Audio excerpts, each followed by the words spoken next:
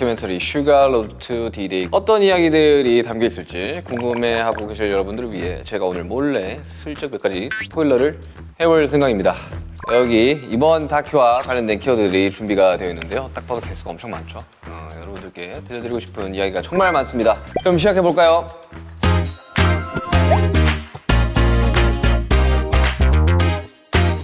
네, 이것부터 이야기를 해볼까요? 다큐멘터리의 시작. 사실은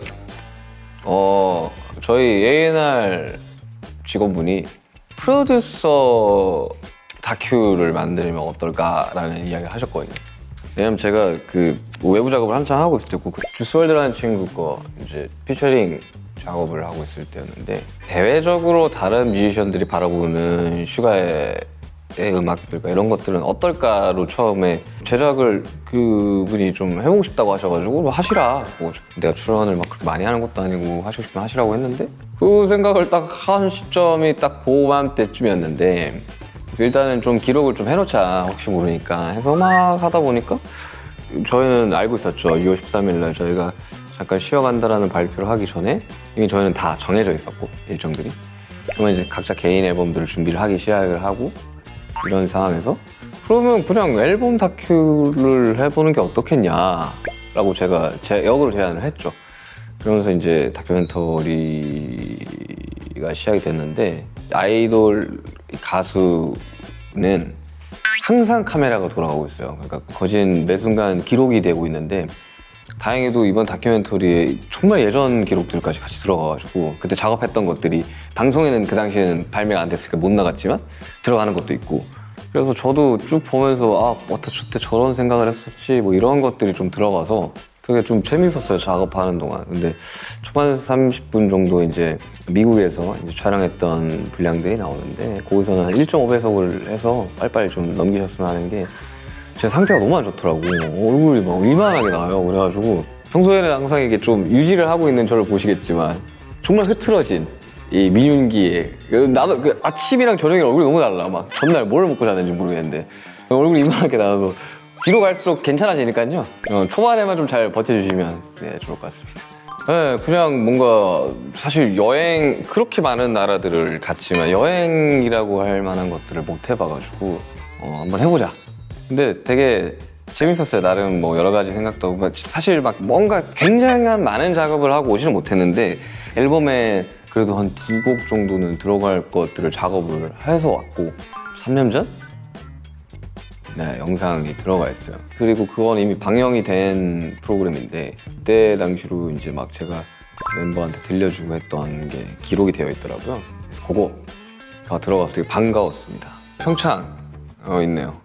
평창에 대해서 이야기를 좀 해보자면 이것도 평창에서 송캠프를 했었죠. 제가 이제 저 밑으로 소속되어 있는 팀은 아닌데 대부분의 곡을 같이 쓰는 이제 장희정이라는 친구가 이제 팀이 있어요. 본인들이 이제 동생들을 데리고 있는 팀이 있는데 그 작곡가 친구들이랑 이제 송캠프 그때 당시 뭐 앨범 작업을 하고 있는데 제게 좀 잘 안 나오고 있던 시점이라서 뭐 제 앨범을 작업하려고 송캠프를 한 건 아니었고 그냥 평소에 그렇게 작업하는 경우가 많아서 이걸 한번 찍어보는 게 어떻겠냐라는 의견을 제가 줬죠, 회사에.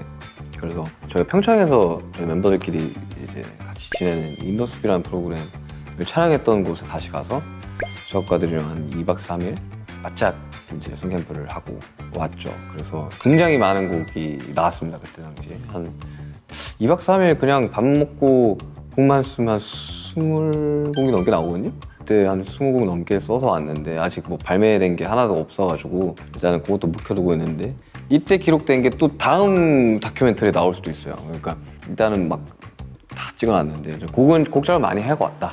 사람들이 많이 궁금해하더라고요, 곡 작업 어떻게 하는지. 근데 되게 저는 좀 놀듯이 이렇게 막 술도 마시면서 작업을 하는 편이라 그게 좀 담겨 있어서 네 재밌었어요, 촬영을 하는 동안. 저 포함해서 한 8명 있었나? 뭐 중간에 왔다가 놀다가 간 이제 뭐 댄서 동생이나 뭐 작곡가 동생도 있었고 보통 이제 한 3인으로 한 조를 만들어요.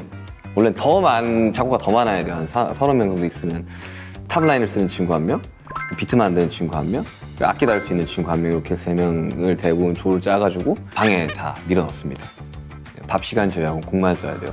근데 저는 워낙 그런 생활을 오래 했었어가지고 저희 회사 작업 방식이 약간 항상 매일 송캠프가 진행되는 방식이라 근데 이걸 안 해본 친구들은 좀 어려워가지고 그게 안 나왔을 때나 근데 뭐 저는 자유롭게 하라고 하는 편이라 뭐 안 나오면 PC방 갔다 와도 되고 뭐 술 더 먹어도 되고 축구를 하든 농구를 하든 생각할 때마다 해라 이런 식인데 뭐 제가 메인 방에서 잡고 있으니까 아무도 안 놀더라고. 불편할 수 있었겠지. 근데 그렇게 해서 작업해서 나오면 이제 저랑 장희정이라는 친구가 메인으로 이제 잡고 있으니까 보내서 이제 우린 수정하고 이럴 때는 이런 식으로 가는 게 맞다. 그리고 좀 탑라인 쓰고 저도 이제 편집하고 그런 식으로 곡이 나오면 또 다음 곡 해서 뭐 실질적으로 이걸 뭐 발매할 수 있는 곡들은 한번 4-5곡 정도 나오는 것 같고요. 일단 전체적으로 작업을 했을 때는 20곡 정도 이상 나왔었어요 그때. 네, 다음 키워드는 고민입니다. 이번 다큐멘터리 특히나 저희 고민들이 많이 담겨 있었는데요. 뭐 다큐멘터리 중간에도 말하긴 하는데 사실 어떠한 이야기를 해야 될까로 고민을 많이 했었어요. 제가 D1, D2 그리고 방탄소년단 앨범 전체 거진 다 참여를 했다고 생각을 하는데 하고 싶은 이야기가 없어졌어요. 그러니까 할 이야기를 다 했다고 표현하는 게 더 맞을 수도 있는데 내가 쓸 수 있는 카드가 얼마 남지 않았구나라는 고민을 굉장히 많이 했었고 외부 아티스트들과 콜라보를 할 때는 오히려 되게 심플합니다. 근데 어거스트 D 음악은 특히 제 음악은 제 이야기를 해야 되다 보니까 이미 과거에 내가 어땠던지는 진짜 입이 닳도록 이야기를 해가지고 더 이상 할 이야기가 거의 없다시피 했었고 그리고 30에 접어들면서 했던 고민들은 사실 거의 해결이 됐어요. 해소가 됐고 그래서 어떤 이야기를 해야 될까를 굉장히 많이 고민을 하다가 그 안에서도 이제 답을 좀 찾아냈어요. 그리고 다큐멘터리 모든 게 다 기록이 되어 있지 않아서 저 또한 이런 것들은 좀 영상으로 기록이 돼 있어서 참 좋았을 텐데 라는 장면들이 있는데 그런 것들이 없어가지고 좀 아쉬움도 좀 있고요. 그리고 결과론적으로는 중간에 한번 앨범을 만들다가 못하겠다고 이제 잠깐 그만둔 적이 있는데 뭐 그런 장면들은 안 들어갔죠. 이제 그때 했던 고민들이 좀 음악으로 많이 담겨 있고 그런 것들 많이 좀 소화를 했던 것 같습니다.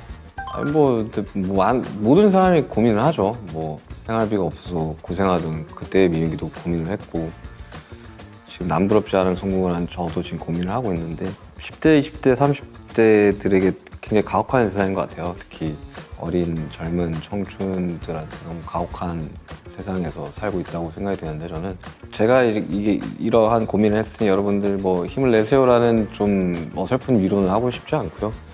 여러분들이 하고 있는 고민들이 먼 훗날 큰 자양분이 되어서 저도 돌이켜보면 그때 왜 그런 고민을 했었지 할 정도로 되게 가볍게 넘어가는 고민들도 좀 많단 말이죠. 그래서 저도 고민하고 여러분들도 고민하고 있어요. 고민은 필연적인 건강하지 않은 고민은 하지 마시고 건강하게 고민을 하면서 우리 살아가 봅시다. 고민이었습니다. 이번 키워드는 새로움. 새로움 여기 있네. 이번 다큐의 새로운 점이 라이브 클립이죠. 저는 뭐 만족스러운 라이브 클립도 있고 아쉬움이 좀 있는 라이브 클립도 있는데 라이브 클립 혼자 사는 라이브 클립은 처음이에요. 그래서 항상 저는 이제 멤버들이 더블링을 쳐줬었거든요. 중간중간 숨 쉴 타이밍도 있고 좀 그런 식으로 좀 이어가는데 이번에는 그냥 풀로 내가 쉬어도 되는데 괜히 객기를 좀 부렸어요. 그래가지고 좀 숨을 보존을 못하고 좀 라이브를 한 곡도 있어가지고 아쉽긴 하지만 그런 것 또한 새로운 포인트지 않을까 생각이 듭니다. 나름 최선을 다했는데 항상 아쉬움은 남는 것 같아요. 너무 완벽했어라는 거는 항상 없는 것 같아요. 완벽이라는 건 결과가 지나봐야지 아는 거기 때문에 그래서 굉장히 새로운 저의 모습, 굉장히 퉁퉁한 저의 모습, 굉장히 슬림해지는 저의 모습까지 다양한 모습이 담겼으니까요. 여러분들 꼭 재미있게 봐주셨으면 좋겠습니다. 기존에 저희랑 하던 밴드분들 말고 새롭게 제가 좀 밴드를 구성을 해봤어요. 구악기 세션들도 오고 뭐 여러 가지 시도라고 하기에는 뭐한 게 항상 라이브 세션들이랑 했었었고 이번 로케도 좀 나름 좀 신경 써서 좀 골랐고 팀으로 할 때랑 참 이게 다른 게 하나부터 열까지 다 컨펌을 해야 돼가지고 솔직히 좀 힘들었어요. 근데 다행히도 결과물이 잘 나왔고 저희 항상 촬영해 주시는 감독님이 촬영해 주셔가지고 딱히 불편함 없이 잘 촬영한 것 같습니다. 저는 제 거를 잘 못 보는 성격이라 그때 마지막 시사를 하는데 그냥 제가 되게 아쉬운 것만 보이더라고요. 음악도 내고 나면 마스터 끝나고 나면 이제 수정 못하면 이거 수정했었어야 되는데 이런 생각만 드는 것처럼.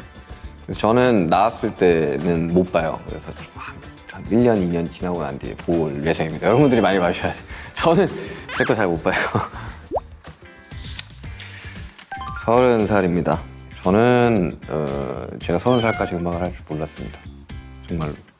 정말 운 좋게 데뷔를 했고 또 운 좋게 활동을 계속해서 이어나가지만 많은 사람들이 이야기하기로는 이제 아이돌의 수명은 7년이다라는 말을 많이 하거든요. 왜냐면 계약이 딱 7년이기도 하고 사실 수명이 그렇게 길지 않은 직업이거든요. 이게 그래서 30이 되는 요 앨범을 제작하게 된 시점부터 고민이 굉장히 많았어요. 그러니까 언제까지 내가 할 수 있을까? 그리고 저는 또 랩을 계속해서 해왔고 곡을 써왔던 사람으로서 언제까지 음악을 만들어낼 수 있을까에 대한 고민을 엄청 많이 했거든요. 그리고 내가 랩을 과연 몇 살까지 할 수 있을까에 대한 고민을 굉장히 많이 했던 작년 한 해 뭔가 좀 장르적인 변화가 필요한 시점인가라는 생각도 많이 했고 여러 가지 시도를 해보려고 악기들도 더 많이 배워봤고 다른 사람들에 비해서 장점은 무엇일까를 고민을 하면서 만든 앨범입니다. 그래서 30이 되면 마치 세상이 굉장히 바뀔 줄 알았어요. 20살이 처음 됐을 때처럼. 근데 뭐 그런 거 없고 그냥 나이만 먹어가는 거더라고요. 그냥 어릴 적에 30대 초반 삼촌들을 보면 굉장히 어른이었는데 저는 아직도 그냥 애인 것 같아가지고 30이 막 엄청 임팩트가 있지는 않았어요. 저한테 좀 즐거운 30대가 되기를 바랍니다. 저는 도쿄를 3년 만에 간 거예요. 이제 코로나 이후로 출국을 못했는데 그래도 라스베가스랑 LA는 그래도 갔었거든요. 저희가 공연하러. 근데 도쿄는 오랜만에 갔었죠. 그래서 그때 당시로 이제 그런 제한들이 다 안 풀린 상태였어서 관광객들도 거의 없이 간 거라 되게 자유롭게 걸어 다녔어요. 하루에 한 2-3시간씩 걸어 다녔는데 미세먼지도 없고 되게 좋더라고요.